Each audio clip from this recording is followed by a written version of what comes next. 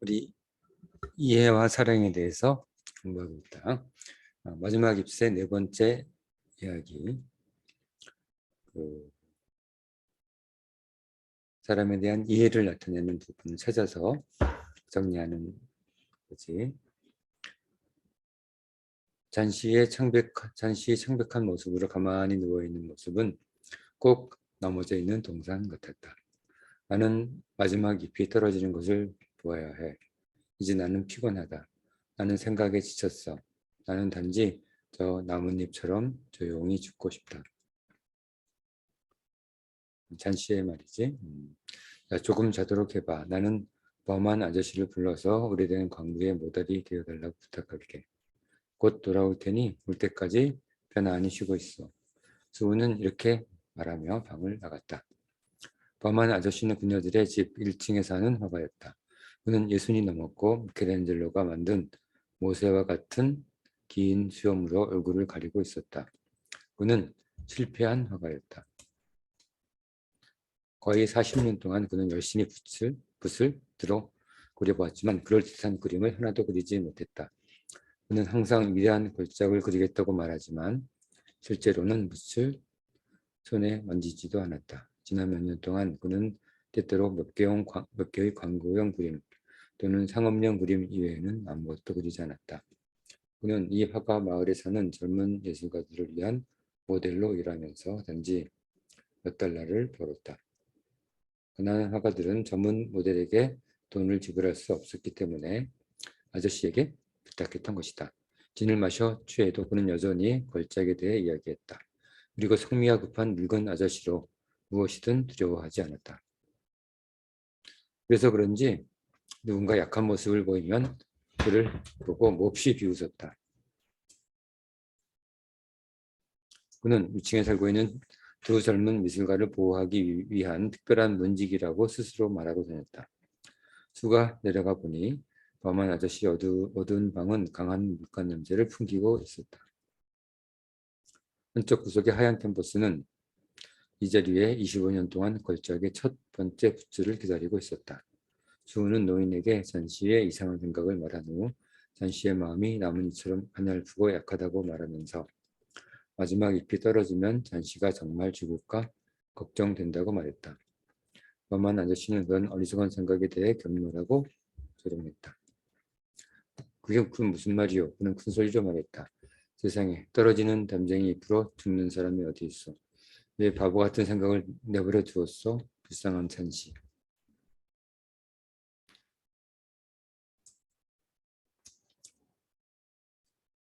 그녀는 매우 아파서 마음도 많이 허약해진 거예요. 수우가 말했다. 더욱이 열이 심해서 병적으로 이상한 생각을 하게 된 거고요. 아저씨가 내 모델이 되고 싶지 않다면 그렇게 하세요. 아저씨는 면독쟁이처럼 화만 내는군요. 자, 여기까지 누군가를 이해하는 모습이 드러나는 내용을 찾아 정리해보자. 다섯 번째 이야기. 시간은 5분이다. 자, 다음 사람만 다음으로 넘어간다. 참나, 여자들은 항상 이렇다니까. 범한 아저씨가 말했다. 누가 모델이 되지 않겠다고 했어? 어서 갑시다. 오랫동안 나는 포즈를 취할 준비가 되었다고 말하려고 했던 참이요. 젠장, 여기는 당신네 같은 진짜 숙녀들이 아프고 누워있을 곳이 아닌데 말이요. 내가 언젠가 걸작을 그리면 모두 함께 더 좋은 곳으로 갑시다. 알겠지요? 그들이 위층에 올라왔을 때 잔씨는 잠들어 있었다. 수는 커튼을 창문틀까지 아래로 내리고 범한 아저씨에게 다른 방으로 가자고 손짓을 했다. 그들이 다른 방에 왔을 때 그들은 창밖에 담쟁이 덩굴을 보았다. 그리고 그들은 서로를 조용히 바라보았다. 눈이 섞인 차가운 비가 내리고 있었다. 늙은 범한 아저씨는 낡은 파란색 셔츠를 입고 거꾸로 된 냄비에 앉아서 늙은 광부의 모습으로 포즈를 취했다. 다음날 아침 수우가 잠시 눈을 붙인 후 일어나 보니 잔씨는 깨어나 힘없는 눈으로 내려진 녹색 커튼을 뚫어지게 쳐다보고 있었다. 커튼 좀 걷어줄래? 나뭇잎을 좀 봐야겠어. 잔씨는 작은 목소리로 말했다. 수는 할 수 없이 커튼을 열었다. 그런데 어젯밤 그렇게 비가 밤새 세차게 내렸는데 벽돌 벽에 여전히 나뭇잎 하나가 남아있지 않은가. 그것은 바로 담쟁이 덩굴의 마지막 잎이었다. 줄기 부분 가까이에는 아직 짙은 녹색이긴 하지만 톱니 모양의 잎의 끝부분 가장자리에는 이미 시들어 말라있고 노랗게 변한 그 마지막 잎은 지면이 약 20피트쯤에서 칙칙하게 매달려 있었다. 그게 마지막 잎이야, 잔씨가 말했다. 나는 어젯밤에 떨어질 줄 알았어. 바람 소리가 크게 들렸거든. 오늘은 떨어지겠지. 그때 나도 죽을 거야. 이봐 잔씨, 수가 잔씨의 베개에 대고 말했다. 나를 봐서라도 힘을 좀 내. 내가 없으면 나는 어떻게 하란 말이야. 그러나 잔씨는 대답하지 않았다. 사람이 먼 신비한 여행을 준비하면 정말 외로운 법이다. 먼 신비한 여행, 죽음이지. 사랑하는 사람들과 세상에 대한 집착이 하나씩 끊어지면서 그녀의 마음은 죽는다는 생각에 사로잡혀 있는 것 같았다. 저녁 노을이 밀려왔을 때에도 외로운 나뭇잎은 여전히 줄기에 걸려 있었다. 밤이 되자 북풍이 다시 불고 비가 여전히 창문을 치면서 낮은 네덜란드식 처마 아래로 흘러내려갔다. 자, 여기도 마찬가지로 누군가를 이해하려는 모습이 드러나는 내용을 찾아서 설명해보자.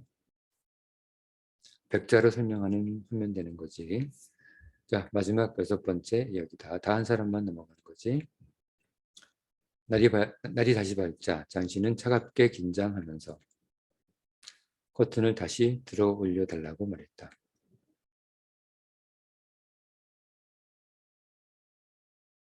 그러나 마지막 잎은 그대로 남아있었다. 장씨는 나뭇잎을 오랫동안 보았다. 그런 다음 가스스토브에서 닭고기 스프를 자르고 있던 수우에게 말했다. 내가 나쁜 애였지? 잔씨가 말했다. 하늘이 내게 얼마나 내가 나쁜지를 보여주려고 저 잎을 남겨두었나 보다. 죽고 싶어 하는 것은 정말 안 되지? 스프 좀 갖다 줄래? 그리고 포도주를 탄 우유도 같이. 아니, 먼저 손꼴이 필요하겠다. 베개로 날 좀 받쳐줘. 내가 요리하는 모습을 보고 싶다. 1시간 후쯤에는 그녀가 이렇게 말했다. 수, 언젠가 나폴리만을 그래야 할 텐데. 의사는 오후에 왔다. 그가 떠났을 때 수는 따라 나와 잔씨의 상태를 물었다. 이제 그녀는 살 가능성이 더 높소. 의사는 수위에 떨리는 손을 쥐고 말했다. 당신의 간호가 보람이 있을 것 같소. 나는 다른 환자를 아래층으로 보러 갈 거요. 범한이란 사람인데 그도 미술가요. 그 또한 폐렴이요. 늙고 쇠약한데 증세가 대단해서 오늘 그를 편안하게 해주기 위해 입원시킬 예정이요. 다음날 의사는 수희에게 말했다. 이제 위험에서 벗어났어. 당신들의 승리요. 이제 잘 먹고 잘 돌보면 걱정할 필요 없어. 다 낫네. 그날 오후 수는 잔씨의 침대에 같이 누워 말했다. 잔씨는 침대에 편안하게 누워서 별 쓸모없어 보이는 파란색 양털 스카프를 짜고 있었다. 할 이야기가 있는데 오늘 범한 아저씨가 폐렴으로 병원에서 돌아가셨어. 겨우 이틀 만에 그렇게 되었지. 첫날 아침 관리인이 아래층에 있는 방에 쓰러져 있는 아저씨를 발견했는데 그의 신발과 옷이 너무 젖어서 얼음처럼 차가웠대. 그런 비 오는 밤에 어디를 갔다 왔는지 처음엔 아무도 몰랐던 것 같아. 그런데 조명이 꺼진 랜턴과 사다리를 발견했고 흩어져 있는 붓, 녹색과 노란색 팔레트를 창밖벽에서 발견했다고 하네. 벽화를 그린 것 같아. 도만 아저씨의 마지막 그림이지.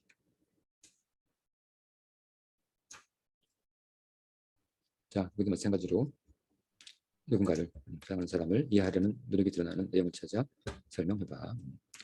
6번째 이야기지? 6번째 이야기. 여기 이따가 설명하면 된다. 시간은 5분에 100자로 정리한다.